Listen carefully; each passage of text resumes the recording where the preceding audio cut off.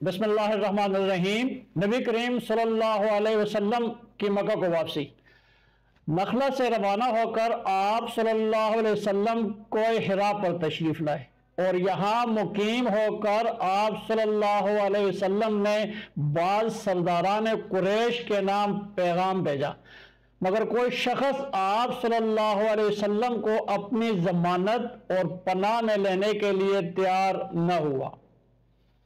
مطعم بن عدی کے پاس جب آپ صلی اللہ علیہ وسلم کا پیغام پہنچا تو وہ بھی اگرچہ مشرک اور کافر تھا، مگر عربی شرافت اور قومی حمیت کے جذبے سے متاثر ہو کر فوراً اٹھ کھڑا ہوا اور نبی اکرم صلی اللہ علیہ وسلم کے پاس سیدھا کوہ حرا پر پہنچ کر اور آپ صلی اللہ علیہ وسلم کو اپنے ہمراہ لے کر مکہ میں آیا۔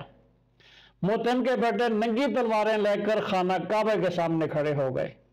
نبی اکرم صلی اللہ علیہ وسلم نے خانہ کعبہ کا طواف کیا۔ اس کے بعد مطعم اور اس کے بیٹوں نے ننگی تلواروں کے سائے میں آپ صلی اللہ علیہ وسلم کو گھر تک پہنچا دیا۔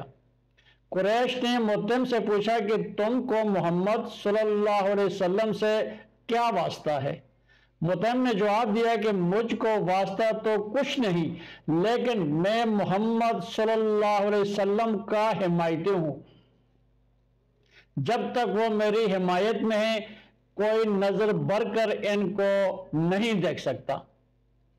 مطعم کی یہ ہمت اور حمایت دیکھ کر قریش کچھ خاموش سے ہو کر رہ گئے۔ ایک روایت میں ہے کہ جب نبی کریم صلی اللہ علیہ وسلم طائف میں اس مذکورہ حالات میں تھے تو ایک فرشتہ آپ صلی اللہ علیہ وسلم کے پاس آیا اور کہا کہ اگر آپ صلی اللہ علیہ وسلم حکم دیں تو میں پہاڑ اٹھا کر اہل طائف پر ڈال دوں، یہ سب کے سب فنا ہو جائیں گے۔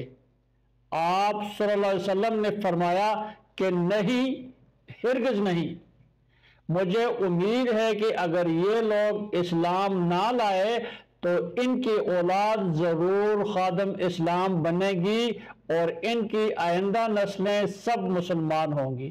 میں ان کی ہلاکت کو پسند نہیں کرتا۔